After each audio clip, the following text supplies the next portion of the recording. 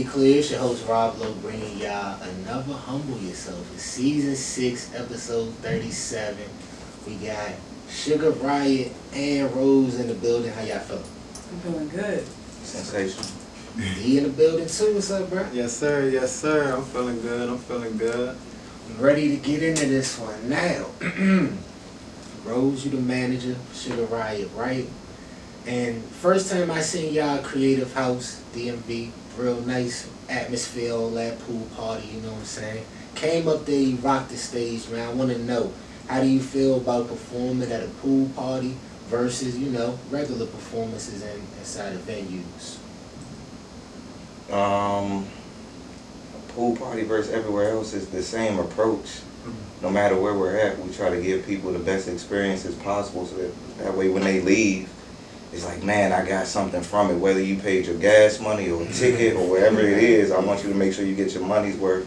Things is hard, inflation is up, the economy be rough. So, I really don't have a different way of approaching it outside of making sure that I use the environment that I'm in for whatever show we trying to give. So that's the way I break it down. The passion and the energy is always there no matter where I'm at. Well, I definitely got the passion and the energy. Listen, it takes a certain song, a certain somebody to make me replay a song over and over while I'm rolling up and smoking my J. You know what I'm saying? It's that whole vibe. And midnight, I want to get to midnight, right? It don't got to be no verses. You know what I'm saying? It could be a nice beat with a nice melody. I'm here to say, cuz you fucked that one up, man. Thank you. For real, you had me in my vibe the whole time rolling. I'm like, oh yeah, this is a song right here for me. So, how you going in that zone like that in the studio? It's funny because Midnight started different. Like, it had words to it. The song it comes from the very last conversation I ever had with my grandmother. She has dementia, and I don't know what called me like that day to record the conversation that I was gonna have, but I recorded the conversation of what I got out of it, and then I started writing the song, and I was trying to get real technical to tell this story of the last time, and it just I don't know, I kind of just went to that's all she could really get out. If she ever listened to the song, that might be all she could understand. So I just wanted to really simplify it and just focus on the vibe and how it made you feel and that feeling of loss and sticking close to that person that you really love. So that's what I wanted to bring out through my voice and not necessarily what was said. I wanted you to feel that vibe. So the fact that you did, that means a lot. You know what I mean? That somebody connects with my experience and what I got going on in my world. For sure. When you said that was for your grandmother? Yeah. Talk about what she meant to you a little bit. She means a lot. So much so that whenever I do the Midnight song live, I can't even do it. I gotta actually play the track. I can't even get through it. Just because seeing what she had to go through. My dad's side of the family is from Williamsburg, Virginia. They grew up there back in the 40s, 50s, 60s, where shit was a little crazy in the country, down in Southern Virginia. So to see her as a woman working at a little burger joint, hearing the stories about her working a little burger joint for 15 cents an hour and supporting 3 kids and going from a trailer park to a dirt road and just seeing what she ended up, making my dad into being and my dad me, just understanding and appreciating that journey that there's no me without her. That song just means a lot because that era is coming to an end. It's like seeing a chapter close. So, all honor to her, and I just wanted to do the song just so her name could live, forever and her voice will be out there. Okay, so like I was saying, I got a special ear for good music. But Rose, you gotta have a special ear, you know what I'm saying, to put all that thing to work to nah, you gotta hit that pitch a little right here for me, you know what I'm saying? Then we get perfected. I can't take the credit for that one. Okay. But I do have a special ear for music in general. I love music. I always say if you love music, you gotta love it as much as you love your children if you have them. They have to be on the same boat. That's how it is for me. Okay. So, but that's all him. That is all him. I've seen him just get in a booth and out of the blue. There's a melody, there's lyrics. I haven't seen him write anything down. Anything down. That's the secret. Which I haven't told him. I haven't seen you write anything down. Which is a problem sometimes. Like, I write stuff down just when I'm like, because I just be in the groove. Like, it has to be that day. I can't, like, sit down and really write things and plan it and then let's go to the studio. Because it's got to be on my heart that day. But, like, I get in trouble because when I don't write things down, when it comes to, like, put lyrics and DistroKid and make sure stuff get uploaded, I got to be like, let me go ahead and like type it out. So like, yeah. I would add, like, the only thing I'll say about him in my ear is when I did hear about him and his music, it opened my ear up more to like, this is the one. This is the person. This is the one that's gonna revolutionize music again and change the art and make a different genre. That was something we haven't even heard yet. Mm-hmm. And what is that genre? Explain it a little bit for us. So I would say, like I just said, it doesn't exist yet. Like, he has something inside of him that's building and building and building, which I do see every time we step out. More people are attracted, and then they hear his music, they're even more attracted. So there's something fueling and burning inside of him, and once he starts creating, has been creating that new sound, then you'll know. You can put a name on it. I classify it right now as like, it's not an official genre, but it's like F-pop. Because, you know, when my dad was coming up, he was a saxophone player, so like he was really into like Parliament, P-Funk, and like all those groovy bands that real like George Clinton funk and stuff. But I'm still into like pop music and things that people can connect with. So I still like bringing that funk, but it's still like pop music when you think about it. So that's my thing, how I'm classifying it now. So maybe some time down the road we'll be saying like, oh yeah, it's a genre called F-pop, you know, out there. So that's me. No, I definitely get it, because it gives me a whole lot of vibes. You know, on the album, your man was saying, hope you give him a shout out. I'm just calling him your man, but he was saying that you sound like Prince. Yeah, Scrivo, thanks a lot. Like, he didn't even know I was gonna put that on there. Like, he just sent me the message off the real humble. Like, I don't have the time to type it up, but I'm gonna just send this to you. And I thought that was a good way to, you know, pay him back. So Okay. yeah, That Scrivo, I Prince, was gonna Prince name went around a couple times. I ain't gonna hold you. Yeah. I said it to her. I was saying at the pool party, you know what I'm saying? There's conversations going around, just giving Prince. You know what I'm saying? That's the shit I was hearing. My fault. But no, you good. But not only Prince, you give me Andre 3000. You know, you give me like I was feeling like Snoop Dogg listening like Prince and Andre 3000 and October London for the first time. Like, it was a whole new experience for me, a whole new vibe. But you know, you can still get where you get your inspiration from, right? So where you get your inspiration from? definitely those individuals. And I think, you know, being from where I'm from, I mean, Waldorf is a long way away. You got to take the passport. I was kind of, you know, I ain't taking the bus. out of the city. We was kind of like out of the loop, coming from the country, but what I call the country compared to DC, like, we kind of develop your own influences. So a lot of, like I said before, George Clinton, a lot of P-Funk and the All-Stars, a lot of the Ohio players, stuff like that really gave me like that kind of style. And then seeing Andre 3000 doing it when I was coming up was kind of an homage. Like, I kind of connected to it already because I was already familiar. And now just with me is the next iteration. So all of those people, I want to make sure I give all of those greats from the past and people that I grew up with to even now, seeing what people like Gang are doing and JID. Like, I definitely take from that as well because they're people that I came up with and admire. So all of them I carry with me.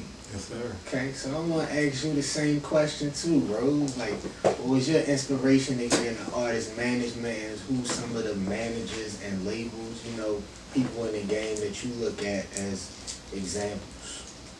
So here's the thing. I've always loved music, like I said.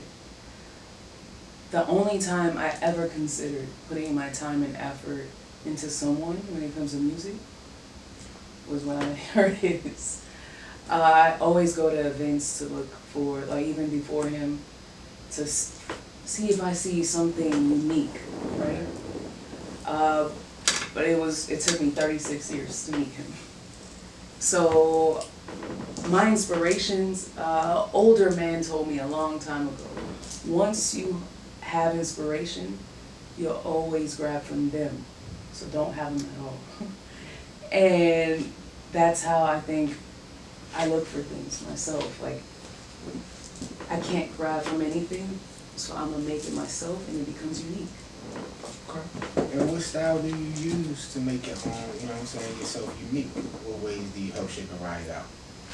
Oh, well, the way I look for things, the way I research, the way I market, the way I speak to people, the kinds of conversations I can have with others.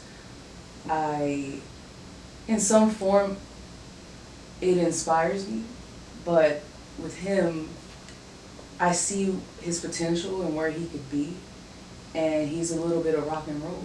And rock and roll is missing nowadays, you know? It's not as popular as it was.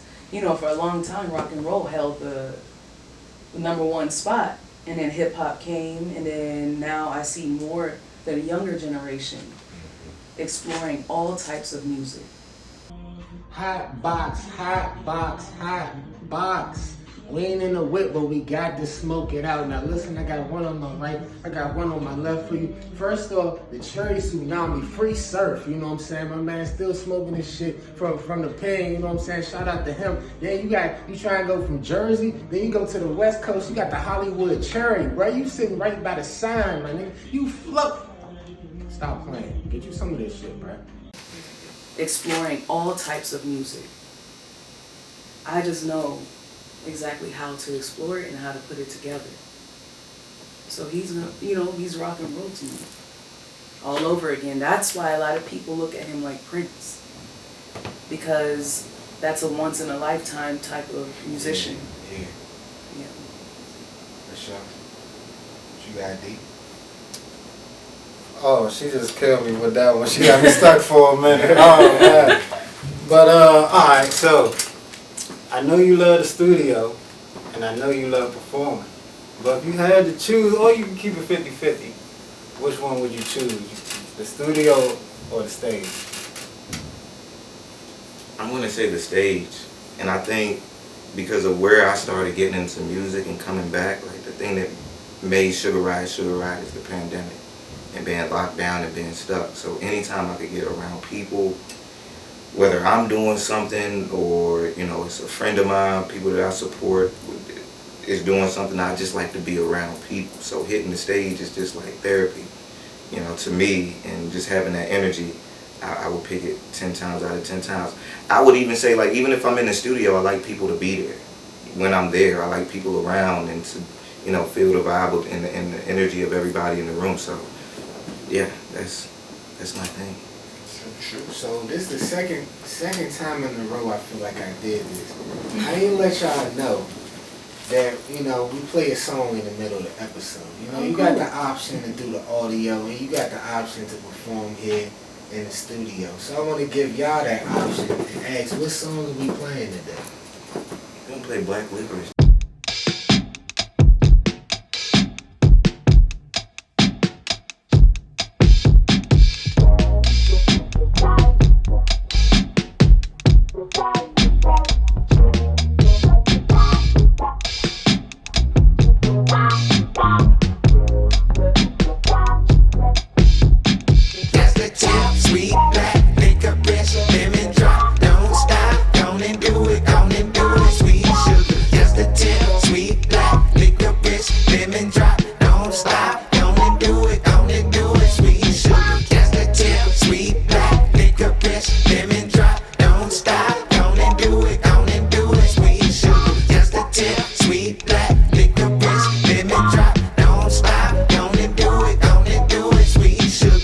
It's my first time, but I lied. Told you it ain't that I'm scared. Adolescence, getting my first lesson when we were both kids. I'm out in front of my skis, yeah, out in front on your knees. I hope you're praying like me, let me not forget to breathe.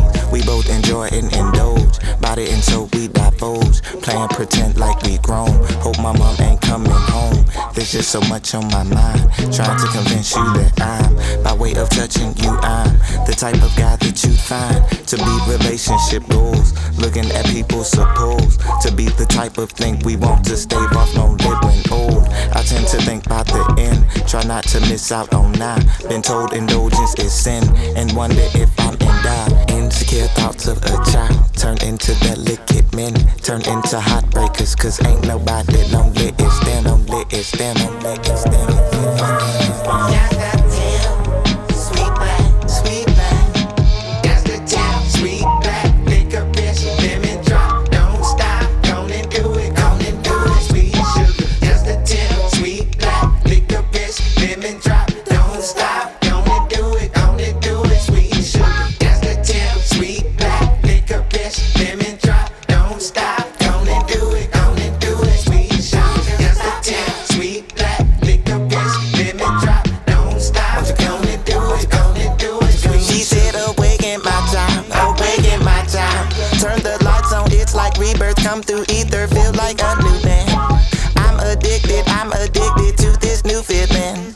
One more time again. On my way, I'll be there in a minute. Siren, hope that you're a friend. I can't tell, I've got to play defense. Can't afford my heart to take offense. Pretty lies to make it all make sense. Boil it down to girl, it's on the six. Trying to fill you in who's ever next. Dracula then kiss you on the neck. I can't help it, cause once I felt it, I want it. I need it. I've got to have it all the time. This may be a problem, cause I can't get it off my mind. When you touch me, girl, I can't get enough of that sweet stuff. That's the tail, sweet black, liquor bitch, lemon drop, don't stop, I put on sugar, sweet sugar. That's the tail, sweet black, liquor bitch, lemon drop, don't stop, gonna do it, sweet sugar. That's the tail, sweet black, liquor bitch, lemon drop, don't stop, gonna do it, sweet sugar. That's the tail, sweet black, liquor bitch, lemon drop, don't stop, gonna do it, sweet sugar.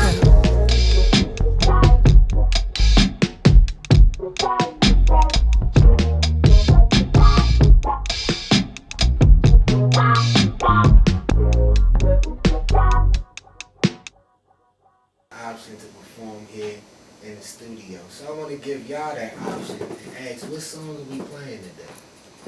We're gonna play Black Licorice. This is like the Black Licorice. That's where you grab all the ladies.